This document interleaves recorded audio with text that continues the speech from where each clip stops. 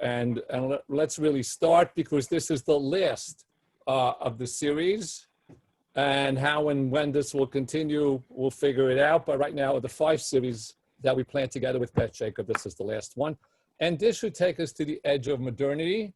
And the next series, whenever that is, will begin literally where this leaves off and take us exactly how, I'm not sure, to what we call the modern era, and figure out Jewish history at that point, which of course is much more complicated when we get to the modern period. We left you off pretty much in Christian Spain, where Jews are not a very large number, but they're growing in number quite significantly, and they encounter Christianity. And we discussed this idea of Christological debates and issues of what verses mean. And again, just to repeat it, Christians search the Old Testament, what we call Torah, what they call the Old Testament. And we try not to refer to it by that, because we call it the Jewish Bible, if you want, and the Christian Bible.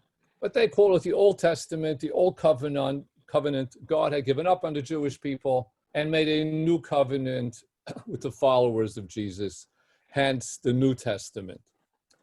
Now, Jews have to live with Christians in many societies. They're respected for who they are, and it's a two-way street. They respect each other. Each one keeps their distance. But the church continues, as it comes to the 13th century, to solidify its own beliefs. It has crystallized clear, having dealt with a number of heresies in Christianity, exactly what it is all about. So having said that, they begin to realize that they're pretty sophisticated. They've dealt, for example, with the concepts of Aristotle. Now, much of that came to Christianity through great church philosophers like Thomas Aquinas. Now, Thomas Aquinas was okay with Aristotle because he read Maimonides, and actually will quote Rabbi Moses many times in his book. But now they felt sophisticated enough to start on a new program. Now, let me explain what that is and how it all came about. Christianity always wondered, what was the purpose of the Jews? If indeed they had rejected Jesus, then why should they be in the world at all? And different philosophies came up out of the Christian thinkers. Most famous one is the 4th century of St. Augustine, the doctrine of the witness. We need to keep the Jews around to be witnesses to the truth of Christianity. Meaning, and there's this long quotation, that they are at veritas, they are the verification. They verify Christianity by pointing at the Jews. And that idea of St. Augustine, called the doctrine of the witness, basically said that the Jewish people are the witnesses to the truth of Christianity. We need to keep them around. We point to them. They're bad people. They're not the greatest. Look at them. They're dispersed. They're the wandering Jews across the world, but they verify Christianity.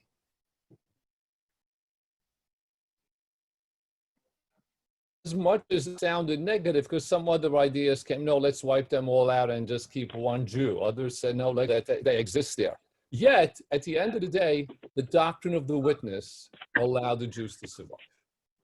Because it allowed the Jews to survive, as we come to the 13th century, and now, why don't we do what Christianity always wanted to do? It's a missionizing religion.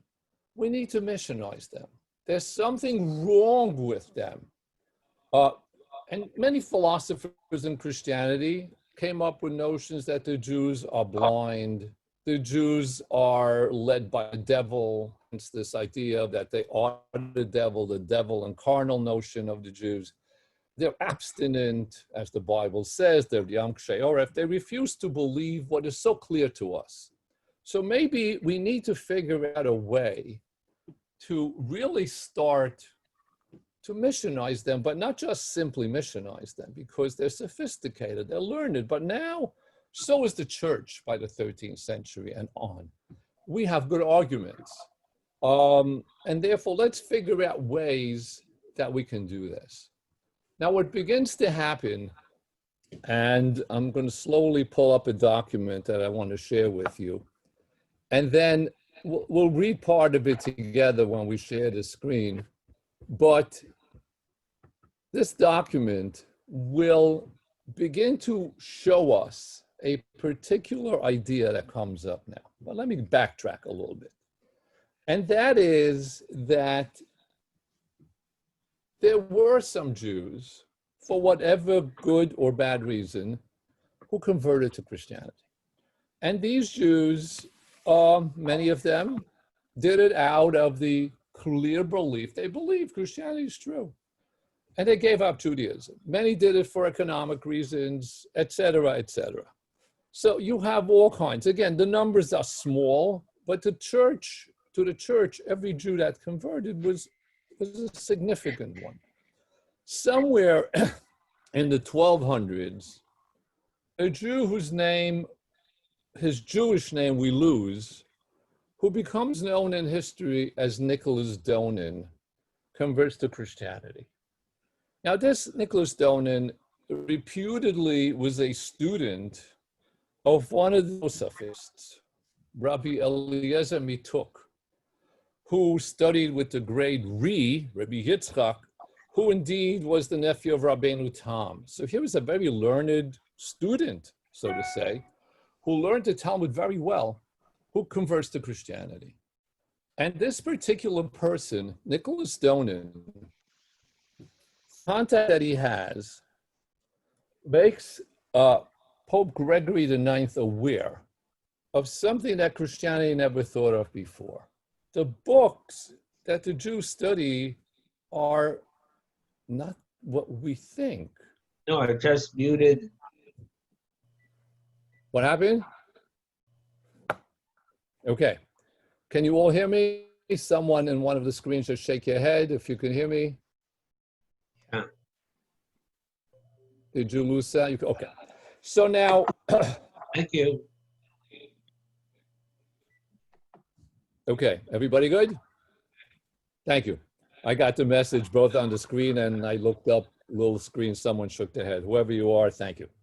So now, this Nicholas Donin studied the Talmud and makes the Pope Gregory IX, aware that the Jewish people don't even spend much time learning the Bible. They're not the people. I have it on now.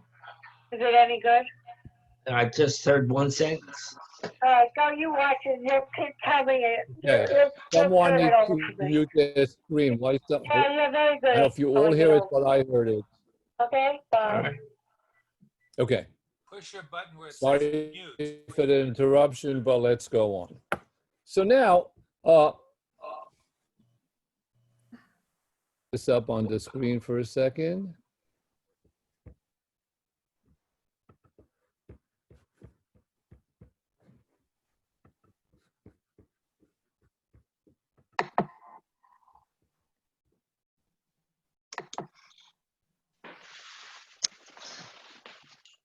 Someone disabled the attendee screen sharing. Do we need to change that? Can you all see this, or you still see me? The problem with this thing is people can interrupt it. Oh, really? You can talk to them. Yeah. Oh, yeah, I know. Sometimes they say that. Okay, turn it off. I think I'm going to leave it. Guys, please shut. All right, bye. Do you all see a text on the screen? No. Oh. Okay, so then let's go back. The host needs to enable Someone sharing. took away the ability. Oh, right now, You saw something? there's a picture of ocean. Rabbi, No, it Rabbi, you should need to mute be a picture of a text. Dr. Lieberman, you need to get everyone to mute. Otherwise, we're never going to hear you. So everyone needs to mute. That includes Right, people who but are not. that should have been done by the host who passed it on to me. Guys, please mute. I don't have that ability. I am not the host, I guess. So let's go on then, and I'll do it orally I have the text in front of me. So please, again, if your mics are on, mute them. And if you even want to mute your screen or shut your screen or your video, I don't have to see you either. Okay, so here's what Pope Gregory sent out after being informed about the Talmud. It is said about the Jews of France, and if this is true, no punishment would be sufficiently worthy of this crime. For they, the Jews we have heard, are not content with the old law which God gave Moses in writing. In fact, the Pope says, they even ignore it completely and affirm that God gave another law called the Talmud. That is teaching, translation of Talmud, handed down to Moshe orally. Falsely, they allege, the Jews allege, that it was implanted within their minds and unwritten. Torah Shebal Peh. Please, someone, whoever's your mic is on, please shut it. So falsely, they allege that this was unwritten and was there preserved until certain men came along that they call the sages, the scribes, who, fearing that this law might be lost from the minds of men through forgetfulness, reduced it to writing. And by the volume of this Talmud, by the way, far exceeds the text of the Talmud. In this book is contained matters so abusive, says the Pope, the Talmud, and so unspeakable that it arouses shame in those who mention it and horror in those who hear it. And suddenly the Talmud was charged with 5 major offenses. And the Pope had permission to do this for the simple reason that in 1215, this is around 1240 now, in a second, the Fourth Lateran Council. Lateran councils, when church officials get together and issue rules for all Christendom. And one of the rules that was declared in 1215 at the Fourth Lateran Council was this notion that heretical books which threaten Christianity, could be destroyed. That is, by the way, what also caused, we spoke of this 2 or 3 lectures back, the burning of the books of Maimonides in 1232. So books could be burned. So these 5 charges, which I'll get to in a minute, are brought against the Talmud. Therefore, says the Pope, since this is said to be the most important reason why the Jews remain abstinent in their perfidy. Why are Jews not converting? We have good arguments. It's because of the Talmud. They read this book. This book is what they spend their time doing. We earnestly urge and warn that on the first Saturday of Lent to come, in 1240, while the Jews are gathered in the synagogue on Shabbat, you by your own authority shall seize all the books belonging to the Jews of your kingdom, this is in France, those subjects to your authority, as well as those subject to the authority of your vassals, your nobles, and you shall hold these books in custody with the Dominican friars and the Franciscan friars. So suddenly, copies and copies of the books of the Talmud are taken away from the Jewish community on Shabbat while they're all in shul, and this definitely was done in Paris. And the books were put away.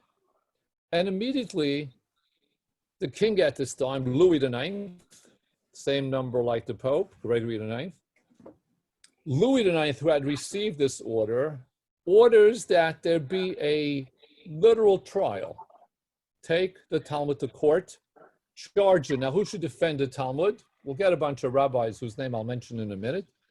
But the charges against them were, of course, because there are statements in the Talmud about Jesus, about Yeshu, they're derogatory and they're heretical.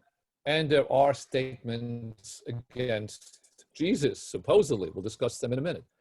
The authority of the Talmud was questioned. Who gives this book authority? The Bible has authority.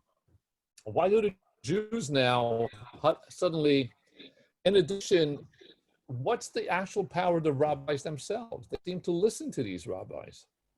They're human beings. They're not divine. They have no divine connection. What gives them any power at all? And then what upset them very much, and this was what the Pope called abusive, in the Talmud many times you'll find notions where, wait a second, the Talmud will say, if you walk down the street and you find an item, if it belongs to a Jew, you have to return it. If it belongs to a non-Jew, okay, granted, halakhically in practice, we don't do that today, but the Talmud straight out that you're the Jew, your fellow, your brother, he comes first. If I need to save a life, whose life do I save first? Whose property do I worry about? Now, what does that in this book? That means if they touch our wine, and suddenly they also got very confused, and this would be like the fifth notion of what we would call the Agadat HaTalmud. The stories in the Talmud made no sense to Christianity. For example, they quoted the Gemara or the Talmud that says at the end of Masechet Brachot that when Hashem cries, his teardrops fall into the ocean, and suddenly there's an earthquake. Now, these charges against the Talmud. Rabbis were rounded up, not being told why, and immediately they were told, okay, you're staying here. There's going to be a Talmud trial. You need to defend it. Now, the most famous one, Rabbi Yechiel of Paris, also one of the Josephist, who will become the major spokesman at this disputation.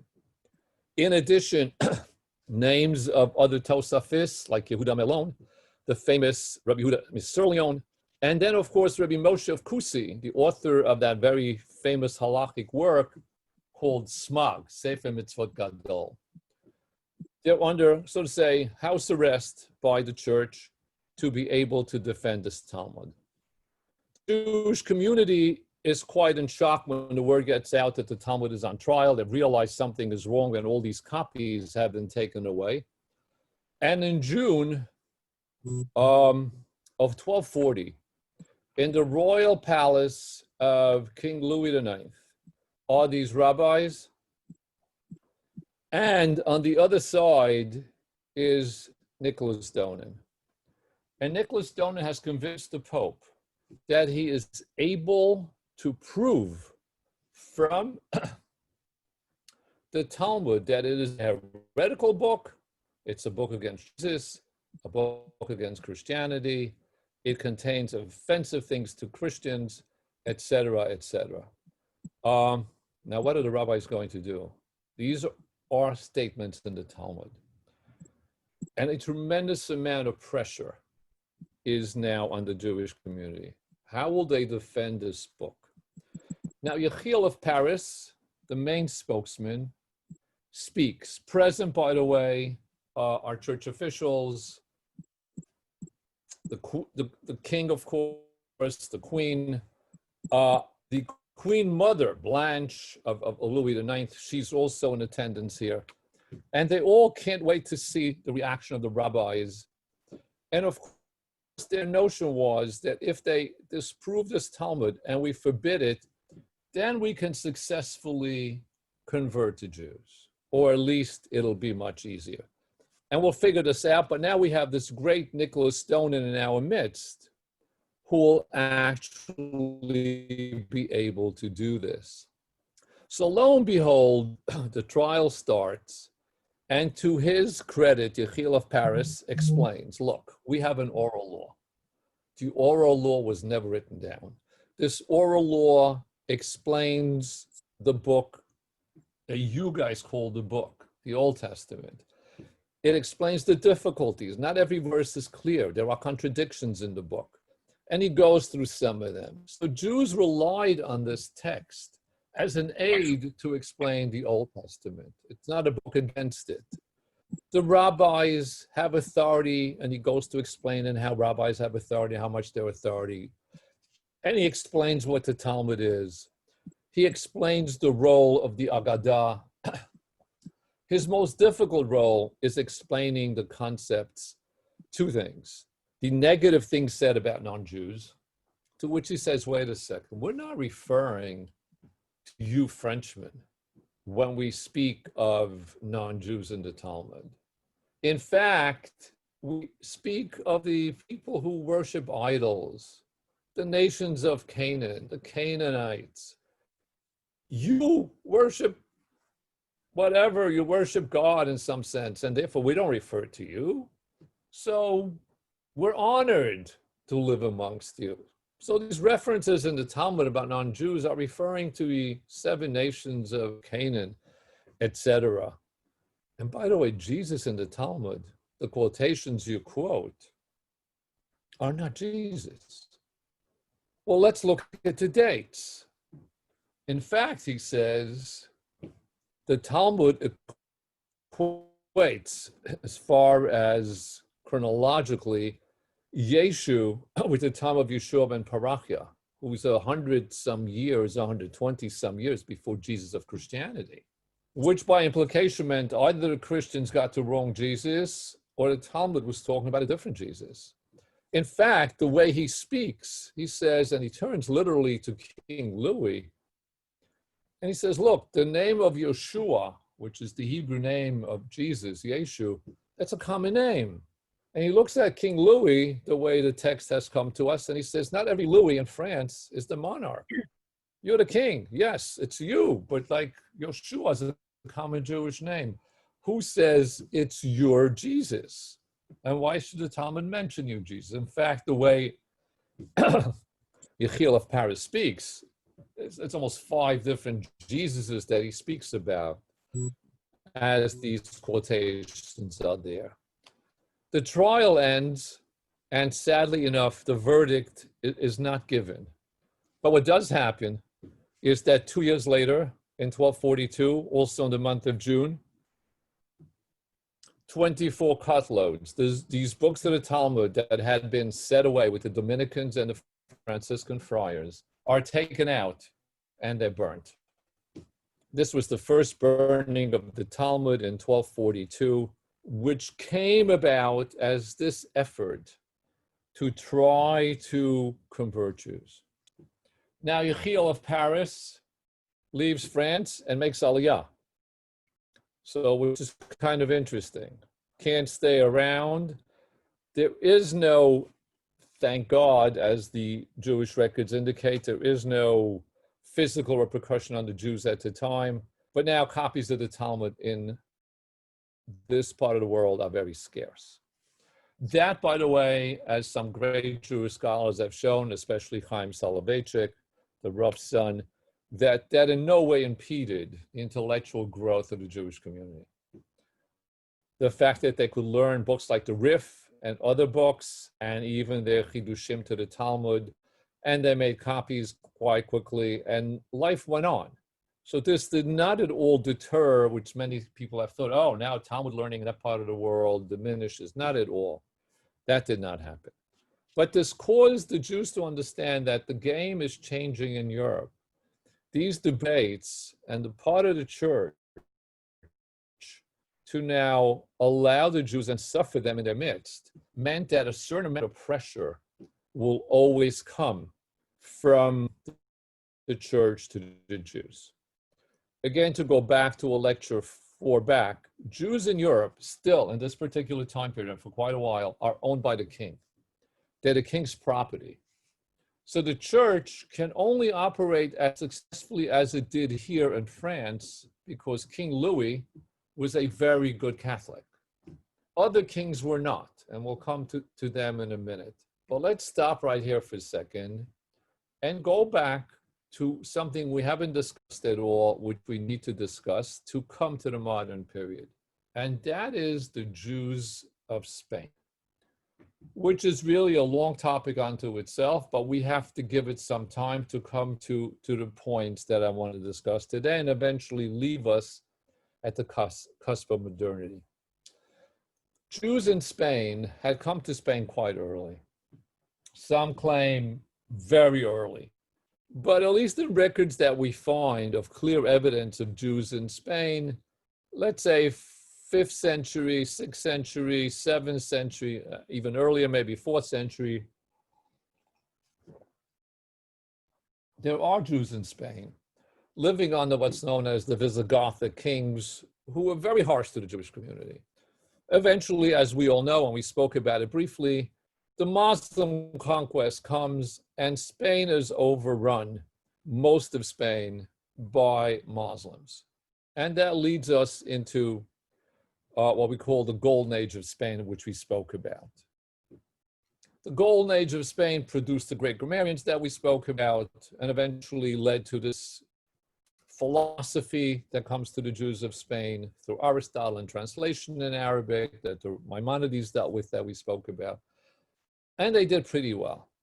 But slowly, this community gets reconquered, the famous Reconquista, as we come to the end of the 1100s and 1200s, by Christendom. Christendom comes and pushes the Muslims out, pretty much out of almost all of Spain, except for the bottom of Spain, which was not Granada. So Spain, the Iberian Peninsula, basically has gone from Christianity, Islam, Christianity, and then it stays here. And the Jews in Spain are involved in all types of businesses. Yes, they do money lending, as Jews do in many societies, but here they're artisans, they're in commerce, they're involved in all kinds of businesses. Really, Jews have, in Spain, starting with the Golden Age and then progressing under Christendom too, Jews pay their taxes and they live literally, wherever they want, and things are not that bad. In fact, as Christianity comes, Jews begin to be known as, in many cases, as the Jew at court. There were Jews in the courts of some of the monarchs in Spain, some, again, very religious, some not, but the Jews had their interests represented by the Jew at court. So the Jews fare pretty decently. Again, that's, we can argue about that, be that as it may, it goes on that way. Very soon after the debate that we joke about in 1240 in Paris, in Spain, in the city of Barcelona. Now, if you remember what a map of Spain looks like, and hopefully whenever these lectures start, I'll be the host and I'll share my screen with you, but you all remember Spain. Just think of Portugal, then comes Spain, Granada at the bottom. Again, Portugal, that sliver, then comes Spain. Spain was actually divided, if you remember your good Spanish history, into a number of kingdoms. Right next to Portugal, and the bottom part was what we call Andalusia. On top of that was the kingdom of Castilla. After that, a sliver on the Mediterranean, which was known as Aragon and Leone. All the way on top, there was a smaller kingdom called Navarre. And this is where Jews lived, all around. Now, each one obviously had its own monarch. So in the area of what is known as Aragon, which today you might know better as Catalonia, where Barcelona is, the king of Aragon in this particular time period is James I of Aragon. He was also known as James the Conqueror. He was a Catholic king, but not a very good Catholic. Not good at all. He goes to confession and then commits every sin he wants to, and he does whatever he wants. And a similar story unfolds in Spain now in 1263, only some 20 years after Rabbi Yechiel defended the Talmud, but the Talmud was found guilty and set to flames in Barcelona, in the capital of Aragon at this point. And it plays out with another convert to Christianity, and this is the more famous, and many of you probably know this story well. That's the story of what we call Frau Paulo, Brother Paul, or Pablo Cristiani, who also a Jew, who was actually a protege of Louis IX, who convinces a very important clergyman Catholic one in Spain, whose name is Raymond Pinaforti, that he studied Talmud just as well. And France failed in its debate because this new convert to Christianity, is able to prove from the Talmud, from the Talmud, that Jesus is indeed the Messiah. He could do this. The Talmud states it. The Jews are just too blind to see it. This Raymond approaches the Pope, the Pope too. It was Clement IV, who gives his blessing to whatever Raymond will do. But Raymond takes it to King James and tells King James, look, there were Jews here in Catalonia. They didn't call it Catalonia, even though it was Aragon. You're the king. Let's have a debate with the most famous rabbi in Spain. And I have a convert, Pablo Cristiani, who will convince the audience that the truth of Christianity is in the Talmud itself. He's a very learned convert, and we can prove this. King James, coming very much from a pagan understanding, even though he claims he's Catholic, pagans were great in the sense that they knew what a fair fight was. If you want to invite, let's play this game fair, the way the records tell us. He actually might even suggest that if the rabbi makes a great case for Judaism, then we'll all convert. Are you ready to do that? Of course, Raymond laughs it off.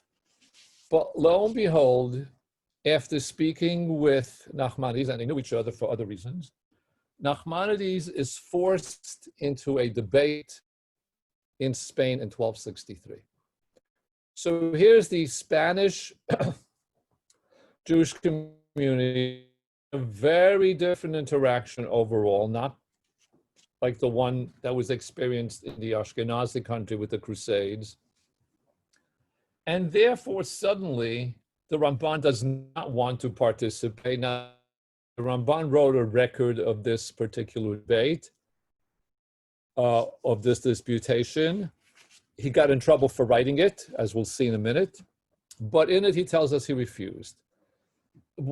There's nothing good can come out of this, because the Jews are not going to convert, and the Jews don't believe in Christianity. So no matter what you try, I think we have an argument for it. But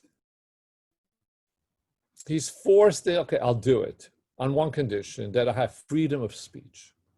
Now, this debate of the Ramban in Barcelona in 1263 was the only debate of all Christendom, and there are dozens of them, where the Jewish side had total freedom of choice, of saying what they wanted to do, and not afraid.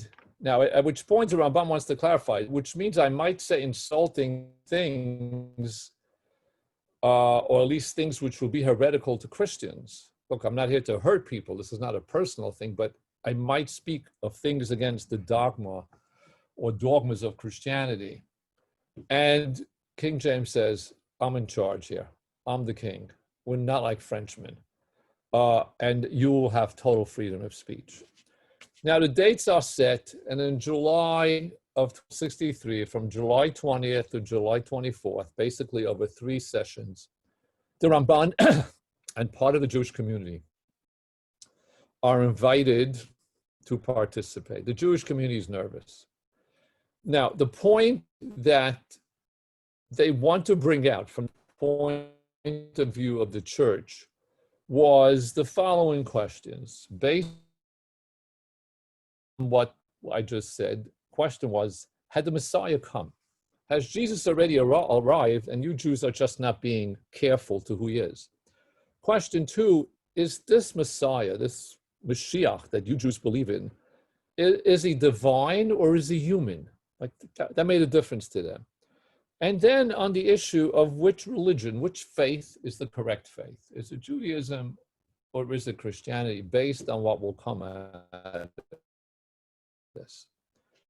Now, what's interesting in this debate, because the Ramban had total freedom of speech. Immediately, he asks, what is the evidence that you have? Whereupon Pablo Cristiani quotes a number of statements from the Midrash that basically say things like, on the day that Mashiach was born, this happened. Now, Mashiach wasn't born yet. Or you can find statements that speak of like Mashiach wanting to come and whatever. There are statements that imply that he's come. Also, in Masechet Sukkah, there's a statement that speaks of a Mashiach ben Yosef, which is a whole different discussion we can have one day. What's the role of Messiah in the Jewish religion, and how could there be two Mashiachs?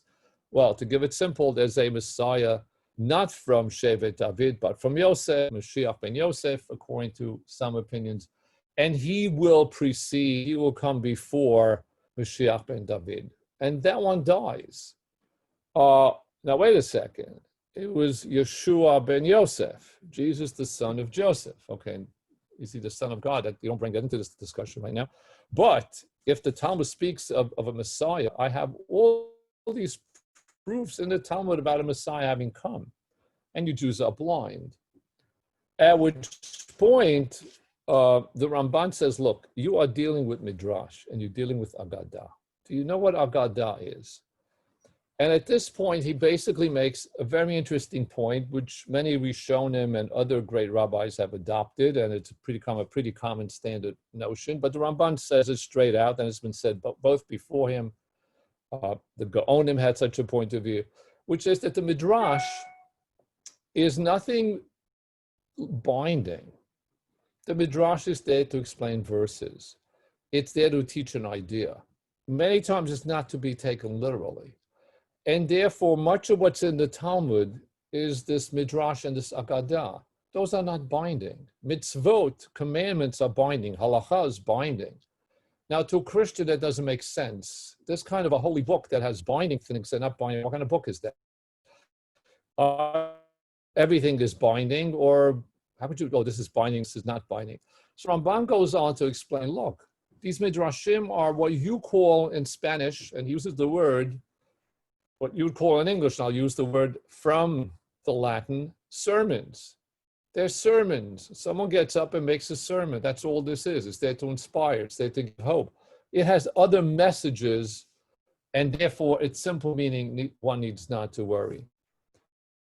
Now, immediately that argument is like, okay, we're done.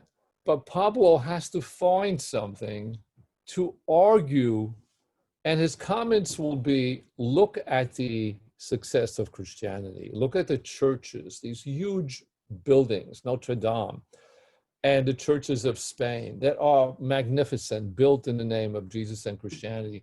And what are you Jews? A lonely people, low people, despised. No one likes you.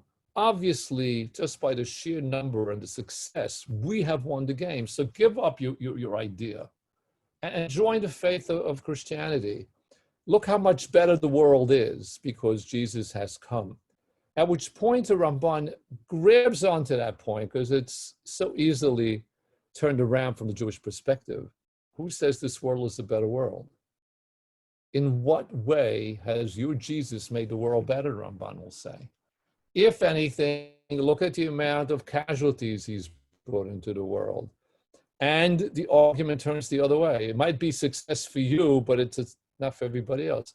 Besides, you and Muslims fight all the time about, so where is the peace that Yeshayahu Hanavi promised? And where are all these things? And therefore, that argument pretty much gets settled, at least from the Jewish point of view. The debate ends, and Nachmanides Ramban is awarded, okay, I think you won the debate. In fact, the way the story goes, King James gave Nachmanides 300 golden coins or ducats, whatever version you want, saying, I've never seen a person argue a particular notion I don't agree with as well as you did. Here is this, but the book should not be published. Now, if you study church records which have been released, this debate there is obviously won by the Catholic Church. The community feels absolutely upset because no one's really won. They think they've won. And then rumors are spread that the Jews lost the debate, at which point the Ramban decides he will write an account of what happens, and that's the excuse why he wrote it. Eventually, papal authorities discover that Nachmanides had written this book, and it's still around. You can buy it. You can see it online probably in its entirety, where he is asked actually to be killed.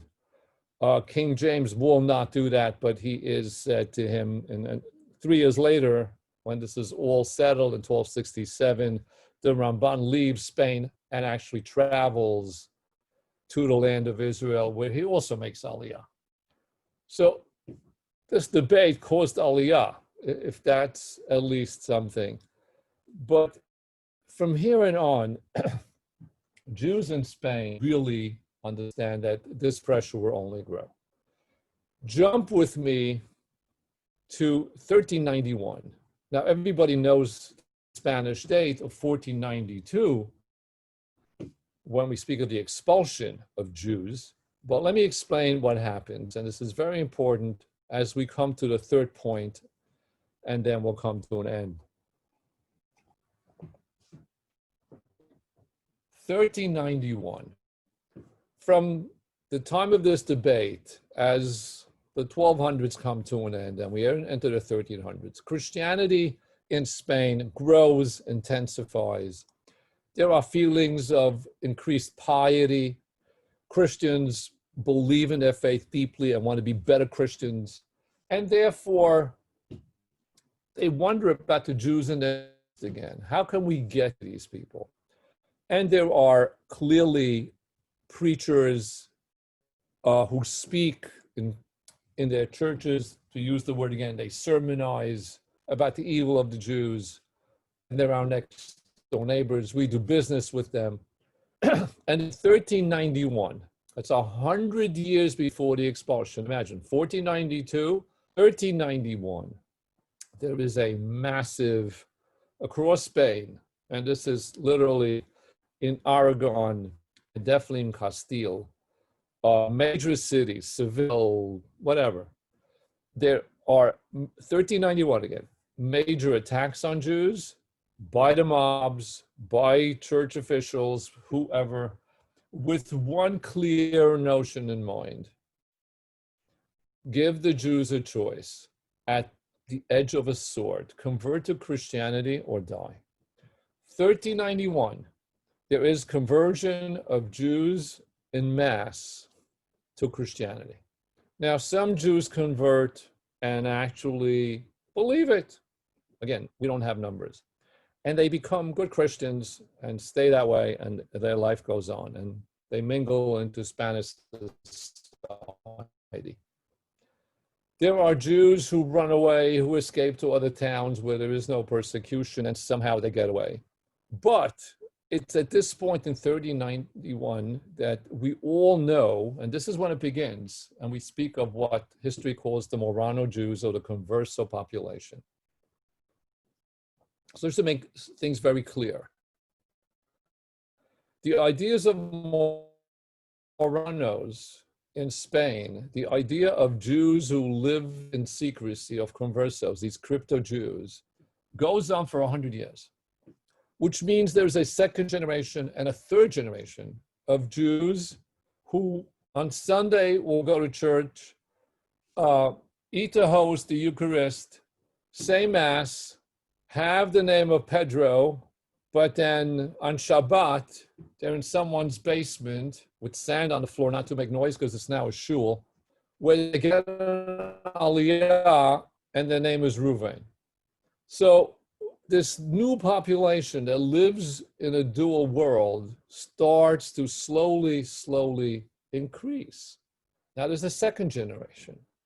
That second generation grows up knowing of nothing else except living this dual life. Now, to make things clear, these Jews cannot have a mezuzah on their door. Their male children cannot have a Brit Milah, too obvious and too clear. Yet somehow, and this is a long, different discussion, they maintain their Jewish identity in the second and third and even fourth generation. The evidence is humongous. Much has been written about this. One of the famous Jewish historians of this period was Bibi's father, Ben Zion Netanyahu, who wrote much about this. And so did a whole number of other Jewish historians. Only recently it's come to light of the important role that women played in making sure that the second and third and fourth generation of children are educated and staying Jewish. But because Jews have now infiltrated, really infiltrated, the highest echelons of the church itself. So here there are people who is the bishop of, and the bishop of, so I'll get back to that in a minute, but imagine how this works. But somewhere after 1391, a very famous rabbi, Rabbi Shlomo Halevi from the city of Burgos. Rabbi Shlomo Halevi of Burgos, great rabbi with yeshiva, whose name, by the way, is mentioned in the Shelot and Shivot of the Rivash. The Rivash, one of the great Rishonim that came out of Spain, Rabbi Yitzchak Bar Sheshet, in his responses, speaks to, in writing, we have the records, many times to him and about him, and calls him a Chacham Gadol BaTorah, and a number of other things. This Shlomo Halevi converts to Christianity. That was a shock to the Jewish community. Okay, imagine, God forbid, take your favorite rabbi of ancient times or Middle Ages, take your favorite rabbi today. Imagine if Rabbi X, and don't give me names and don't think of whatever, just have a terrible thought in your mind for a second and let it go. But imagine Rabbi blank converts to Christianity. One of the students of this Rabbi Shlomo Halevi was a Jew by the name of Yeshua Lorki. Yeshua Lorki was a physician, studied with this particular Rabbi Shlomo, and upon his conversion, the student was shocked. And the letter has survived. It's a long, touching, poignant letter where this Yeshua Halorki says to his former teacher, "My dear master, I'm trying to wrap my head around your conversion. You were a great scholar of Torah. Why did you convert? Is it because," and he now goes through a number of reasons, is it because maybe you thought that Christianity is true? And well, it can't be that, because you have clearly spoken so many times of why Jews are not Christians. So it couldn't be that. Is it because you will now have wealth and money, fame, and indeed Shlomo Halevi became like the bishop of Burgos, the very city where he was the chief rabbi? Is it that, but you've always lived a life of poverty, and you spoke how learning Torah will never make you rich, and you were not okay with it, but that was an ideal to you? Is it because of philosophy that you studied philosophy and it convinced you that? He went through all the arguments. At the end, he says to Shlomo, his teacher, Rabbi Shlomo, I don't know what it was. Now, if there was an answer or not, we're not really sure. But be that as it may, what happens, and get ready for this, this Yeshua Halorki, who wrote this letter,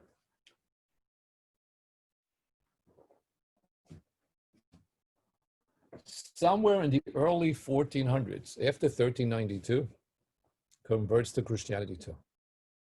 Takes on the name of Geronimo de Santa Fe, and lo and behold, he has converted to Christianity. Now, this was a shock again, but these things were happening at this time. Now, this Geronimo de Santa Fe, Yeshua Halorki, a student of this Rabbi Shlomo, in connection with a very famous preacher whose name was Vincent Ferrer, plot out the most debate that Judaism of 1413, 1414. Again, in Spain, 1413 to 1414. It spreads literally almost over 2 years. And here's what this Vincent Ferrer, with the help of the Pope, end up doing. Imagine the following for a minute. Imagine if suddenly the United States rabbis, all of them, the famous rabbis of New York, Los Angeles, Chicago, were taken out of their communities and called to a particular city. And that is what happens in Spain. The famous rabbis, just to give you one or two, Rabbi Ashtruk Halevi, Rabbi Yosef Albo, the author of the Sefer Hikarim, Rabbi Moshe ben Abbas, etc., all pulled out of their cities, taken to a city in Catalonia known as Tortosa. They're under house arrest. The rabbis are all together, but not speaking to each other. And they have no idea what they did. The communities have basically bereft of their rabbis. They're all called in, and Vincent Ferrer informs them with Yeshua Halorki, the convert, that you will all participate in the debate and you will defend the Talmud again. But this time, there's no freedom of speech. We will bring the charges and you will answer.